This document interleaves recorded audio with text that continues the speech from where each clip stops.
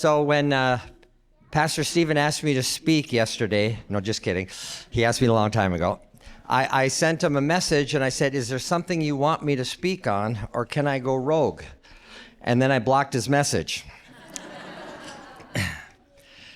But this last year, I just completed, I think it's my 15th year of working the harvest out in Breckenridge, Minnesota, where I used to pastor. Mary Jo taught.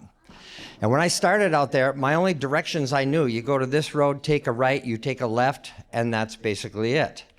I didn't know that they said, okay, go down here, go north, and then you turn east or west or south. So I learned directions.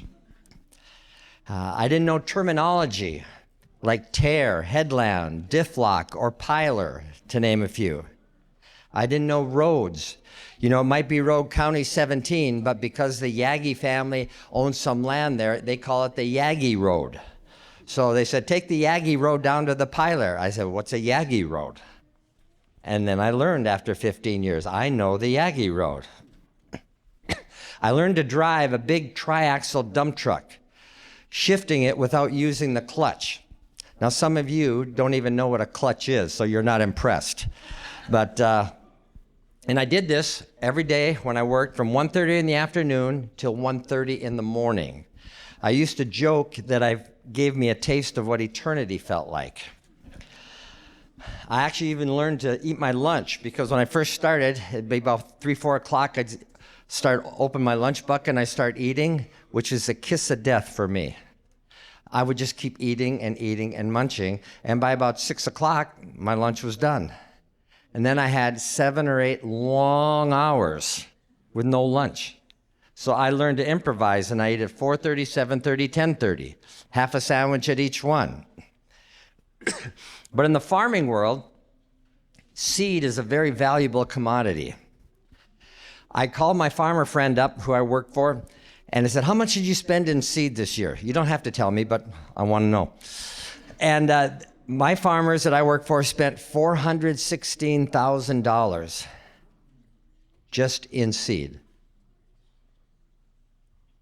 And when you spend that much, you do whatever you can to take care of the soil, the seed, because you want to get the most for your money. And not only do they spend that money on seed, they spend money on taking care of the soil. Many years, the farmer will ride in the tractor with a little low trailer, and grade school age kids, they'll pay kids just to pick rocks, put them in the trailer, go through all these fields, pick rocks. How's that for an exciting job? And the reason they do spend $200, $300 or whatever they spend is because one rock getting caught in their piece of machinery can shut the whole thing down, can break equipment. So it's worth it to pay someone to pick rocks. They trench their fields. They have GPSs, they have lasers, and so they don't want standing water in the fields because seeds don't grow very well in standing water. They also use fertilizer. They rotate their crops, all to get the most for their money in growing their seed. So they do what they can do, and they trust God for the rest. They trust God for sunshine, for rain at the right times, but not too much rain. You ever hear a farmer talk in church? How much rain do you get at your place? Well, I got 9/10 on my end. Oh, really? I only got 1.25 inches. And I'm thinking, you guys are weird, you know. But then I started paying attention to that. That's a big deal to the farmers. How much rain did they get? My one farmer friend said, no matter what, Dean, farmers are never happy. We either got too much this, not enough this. What's good for one crop is not good for another crop. So he said, we're never happy. But every year, I would drive truck for the sugar beet harvest. And many steps are involved, and there's intricate terminology to be used during first one. So can we have the first picture there, please? Okay, that machine there, that machine there goes down the row. You see to the left there, that's the sugar beets. And that machine, as they go down the field, cuts the tops off the sugar beets. You never guess what they call it. A topper. They're really good at this. Okay, next picture. That machine there lifts the beets up out of the ground, and they call that a lifter. It's hard learning this terminology. You see by the truck there, see that right there, that hose that's hanging. When I drive the truck, I have to drive about 6 inches away from the hose so that the beets coming in don't cause the truck to be overloaded one way or the other. So you really have to keep an eye on that. Next one, please. See, there I am. I drive looking in that mirror, and that's all I look at. And then the guy in the tractor will say, go forward, go backwards, or there'll be actually a little arrow light sometimes at night telling me to go forward or backward. So it takes a lot of concentration to be able to do that. Next one, please. Lots of concentration. Next one. Then we bring the beets with a full truck to this place here where they pile the beets. They call that a piler. I know this is hard to understand, and I'm taking it slow with you people. So you drive up that little ramp there, and the back of the ramp folds up, and there's an arrow that tells you to bring the truck up, and it dumps, and then it ends up being, next one, a pile of beets like that. Those are probably softball size, and there's hundreds and hundreds and thousands of them everywhere out there. And before we moved out to Breckenridge, I didn't even know that sugar beets made sugar. I just thought all sugar came from sugar cane. There's problems that they face, that every farmers face. It can be too hot. It can be too cold. Some years they are really hard. Some years there's breakdowns. You don't want the lifter to break down, because that stops the whole process. And you fix the lifter when it's 40 degrees out. You fix the lifter when it's 60. You cannot not fix the lifter. So last year, if it gets too hot, you can't lift beets. If it gets too cold, you can't lift beets. Fields get too wet, you can't lift beets. And so last year was a good year for the farmers because it was good weather. There was no rain hardly at all during the whole harvest. But every year the farmer does whatever it takes to keep the soil healthy and get the harvest in. Now my farmers are amazing with their memory. They'll say, yeah, 2012, that was a tough year. We had a drought then. Oh, yeah, but 2002, there was so much rain. And I'm thinking, I don't know any years. I know I got married in 1980, and we had kids born in 82, 4, 6, and 8. After that, I don't know my years. But they do. We're at the end of another year. Stop and think for a moment. How was this past year for you? What was it like? Was it hard? Wonderful? Tough? I don't remember. It went by so fast. For those of you with cameras, you want to know what you did this last year? Check your phones. And you'll go, oh yeah, oh yeah, oh yeah. Some of you are saying, I am just so glad this year is over. But chances are, we all experience something we didn't plan on experiencing. Good, bad, fun, or painful. In the parable that Christu did so well on there's 4 conditions. You know, it doesn't say the parable of the sower in my Bible. It says the parable of the soils. And there were 4 types. There's the path, the rocky ground, and the thorns. And I was wondering, and I don't know if there's an answer to it, but I wonder if the thorns were actually good soil at one time. And thorns were allowed to grow in. And then there was the good soil. But the soil is the condition of our heart. You know that over a year, a lot can happen to our hearts? I don't know if you're like me, but why do the hard times just pop out? And the joys sometimes can kind of slip to the background?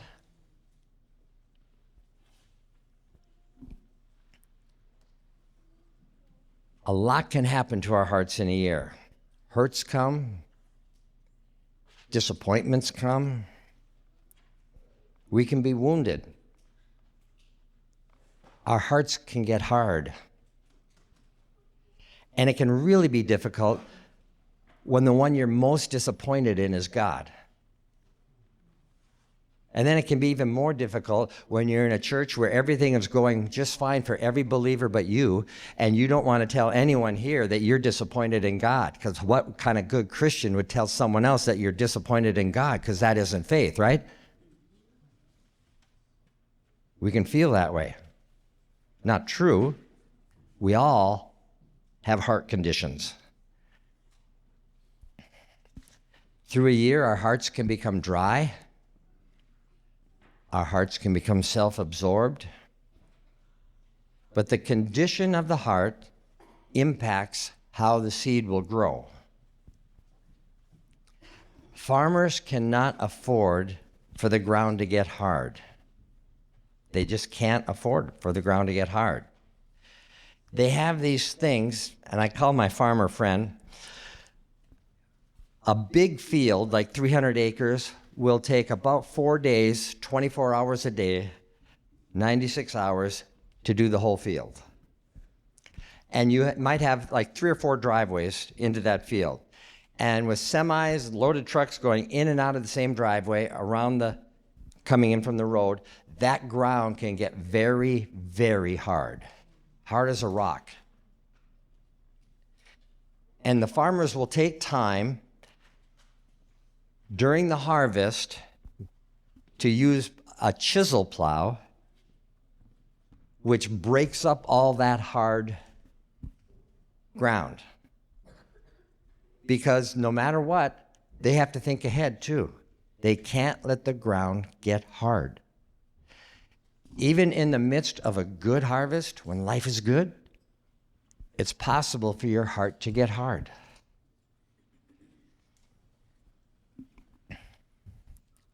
Proverbs 4:23, one of my favorite verses, says, above all else, guard your heart, for it is the wellspring of life. Put this on your to-do list, and if you get around to it, guard your heart. Nope. Above all else. You know, I'm a list person, and I know there's a lot of great people like me here that are list people. But, you know, you might have 8 things on your list. One thing I learned a long time ago, you hardly ever get everything done on your list. And if you're not sure your list is getting low, just ask your wife, and then that'll help you with your list, okay? But on my list for the day, I will number 1, 2, 3 in order of what I want to do. What's the most important thing I got to get done today? And so if I don't get everything done on my list, I got the most important things done, and that's okay. Above all else, guard your heart, for it is the wellspring of life. I've never used the word wellspring in a conversation before. I looked it up, and it means an original and bountiful source of something. I like that it said original. We are all original in God's eyes. Guard your heart, for within you is an original and bountiful source of life that God wants to use you. Another version says, guard your heart above all else, for it determines the course of your life. Now, the word guard, I always looked at it, guard your heart. Keep the bad stuff out. Don't let that in. Stop. But it had a little more to it in the meaning. The word guard means watch, protect, keep, and preserve. Do you know that if you have some type of salad after dinner and you leave it out for 2 or 3 days, you are not doing well at preserving the salad. It will preserve better in the refrigerator. We are to keep our hearts, preserve our hearts, watch and protect our hearts. See, soil, like the heart, never stays constant. Just because one field is in great shape this year, due to weather and whatever, it might not be in great shape next year. Once it's good, it doesn't automatically stay that way. Same with their hearts. Because we know, we've heard Pastor Stephen say this, life can get messy. And there is a picture. This here is also a field full of mud, full of water. And sometimes when a field gets muddy like that, they will have a tractor that has a big arm on the back of it, and it will click on to your semi or my truck. And this big tractor pulls the truck. They call this a pull tractor. I know I'm going fast for you, but and that will pull us out into the field. And the pull tractor, I asked my farmer friend, how much does something like this cost? Oh, about $500,000. One tractor. But they would pull you out of the field. And then when you get out onto the road, that arm would unclick, and then you'd go to the piler. But at some point, you can't even do that.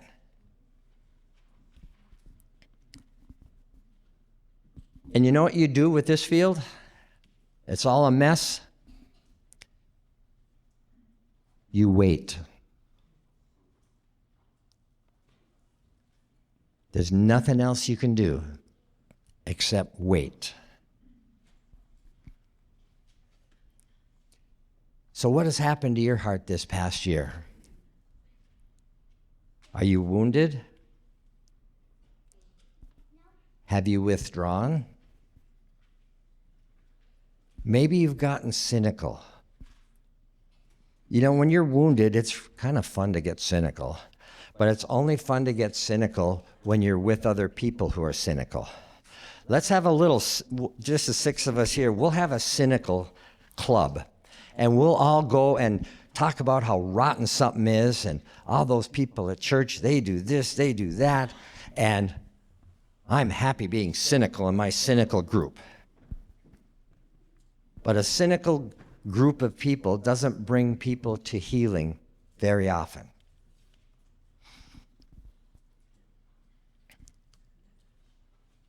Are you disappointed in God? See, a wounded heart needs care and time to preserve. That's part of guarding your heart. It needs care and time to preserve. And that's okay to take time. Maybe this last year you've just going through the motions. Haven't felt that close to God. You know, you should try feeling close to God with 3, 4, 5 kids at home. Maybe you haven't spent some time with Him in a long while. I read about a guy, he said, I missed my workout yesterday and I feel so bad. It's been 3 years.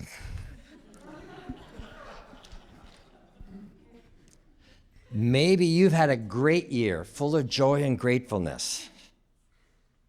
Probably won't stay that way always. So are you aware of what you have to do to guard, preserve, keep, and protect your heart? In Luke 8:14, Jesus is explaining the parable of the soils, and he says, the seed that fell among thorns stands for those who hear, but as they go on their way, they are choked by life's worries, riches, and pleasures. Now, it's interesting to me that, well, no one should worry, right? But riches and pleasures don't seem like evil things, but both the good and the bad can choke out what God wants to do in our hearts. So what do you have to guard your heart against? I thought of a few. Selfishness, self-pity, complacency,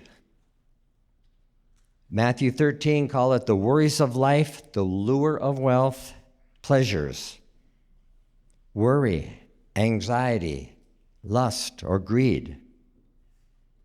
It may be that what you have to guard your heart against may be different than one someone else has to guard their heart. But you have to guard your heart. Do you know that we tend to talk about what captures our hearts? And right after the service, if anyone wants to see pictures of my grandkids, I would love to show you. They capture my heart.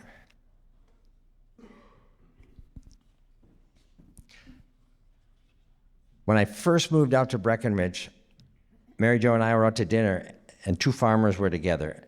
And I was sitting out with them on a deck, and they were talking farming stuff. And I was total rookie out there. And finally, one of them says, "Well, Pastor, I bet this is kind of boring for you, isn't it?" And I said, "No, not really." And inside I said, "This is really boring."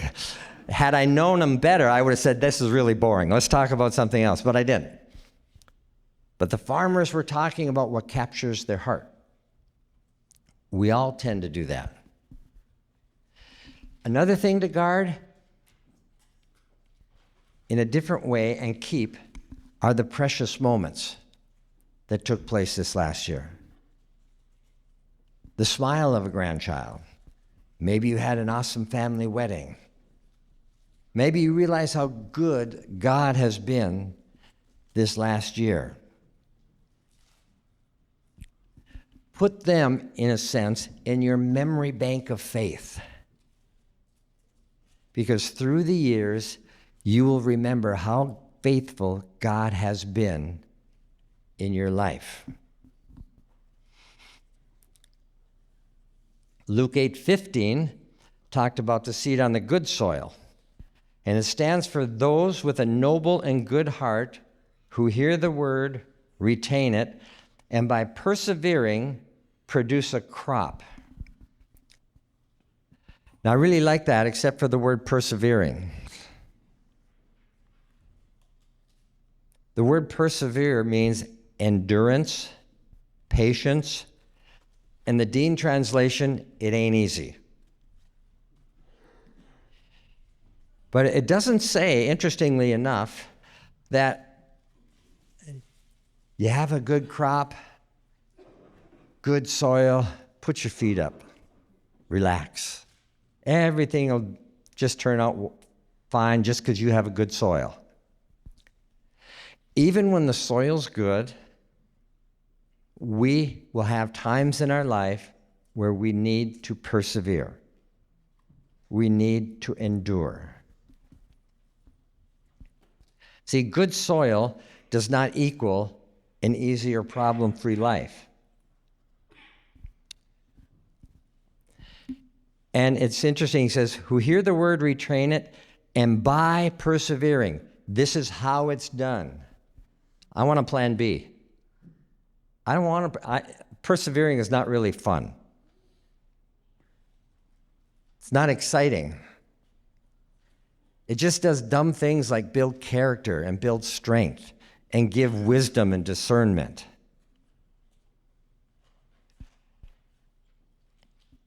See, guard your heart.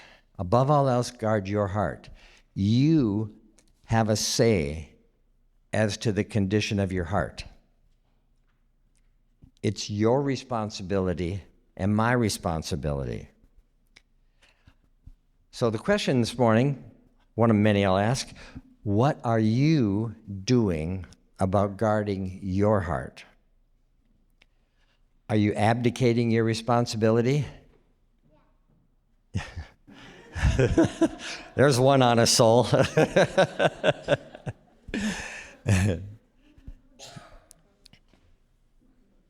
I can't help it. How would you feel if that happened to you? Da, da, da, da, da, da. You're still responsible to guard your heart. The bottom line is that it is still your heart to take care of. Now, I don't think we understand the value of time in the healing process. I think Time is one of the maybe main ingredients, important ingredient that God uses to help us heal. We think nothing. You break a leg, if it's a good break, it takes 6 weeks.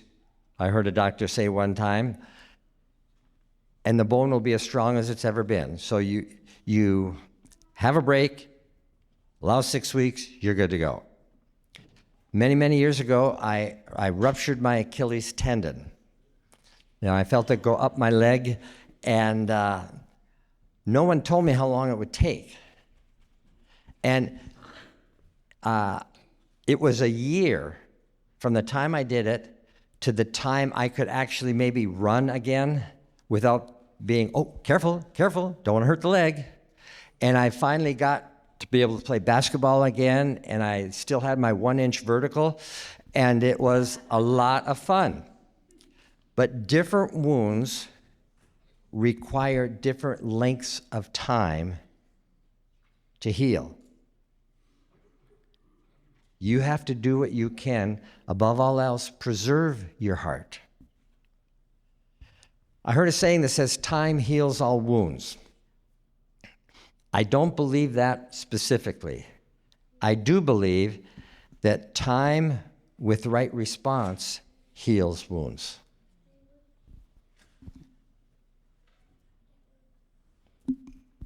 We've all gone through things, and if you're fresh off a wound, just talking about it just gets you all stirred up, all angry again, and blood pressure goes up.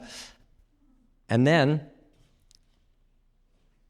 sometime down the road, you might talk about that same instant, and boom, blood pressure stays the same, everything's good, life goes on.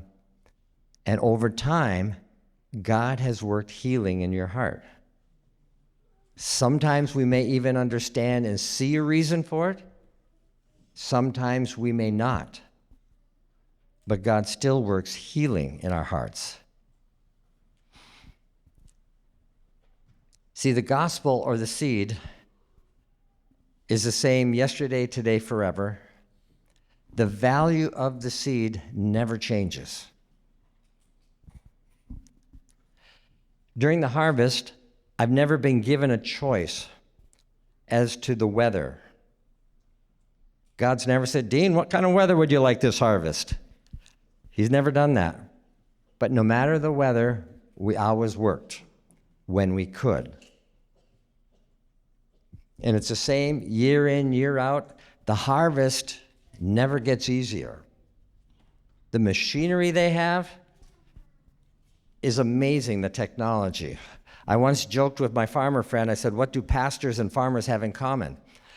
And I said, we both get a lot of work done sitting on our butts. And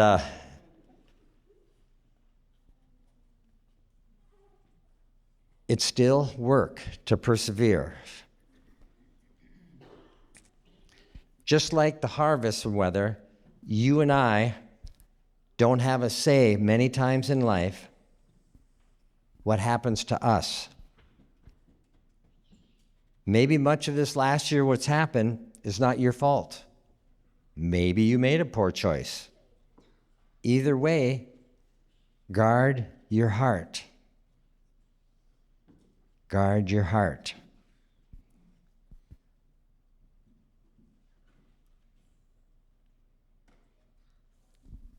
The hard times will come.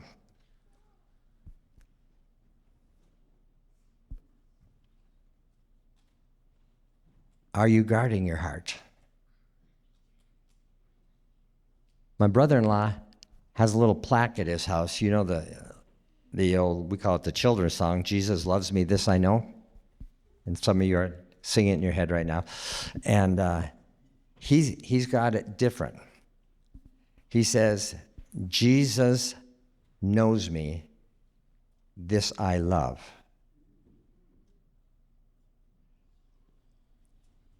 Next time I say that saying, I'll say, I thought of it, but I have to be honest right now. And I've thought about that. Jesus knows me, this I love. Right now, as you're sitting, Jesus knows you. He knows your heart. He knows your hurts. And it helps to be honest with him. This last year, I started on a low dose of blood pressure medicine. And so I don't like taking my blood pressure at home, because if it's high, then I just get all nervous about it. So it's a dumb thing for me to do. So I go to my doctor, and he says, have you been checking your blood pressure at home? And I said, well, once in a while. And he says, does once in a while mean never? I said, shut up. No. I says, yep. And then I explained to him. He goes, well, in your case, that's probably a good idea. But Jesus knows you. This I love. Wherever your heart is at right today, Jesus knows. Maybe you need to do what you need to do to preserve your heart, to protect it, to keep it, to guard it. Above all else, as we end this year, your heart condition this year is going to carry over into next year. You know, when I finished, usually I would get 120 or so hours, give or take a few, doing the sugar beet harvest, only that. And when I was done, it's like, thank God I am done.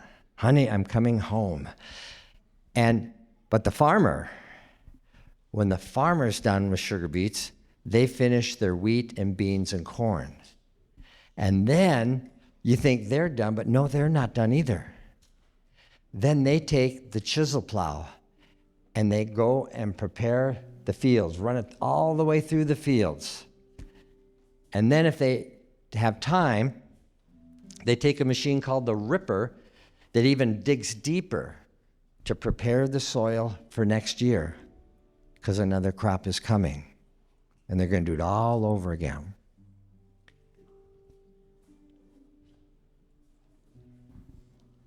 This year is going to lead into next, and to next, and to next. And the next week or two is a time where we normally, talk about getting in shape and don't do anything about it. We talk about eating healthier, and we do so for 2 days. But above all that, guard your heart.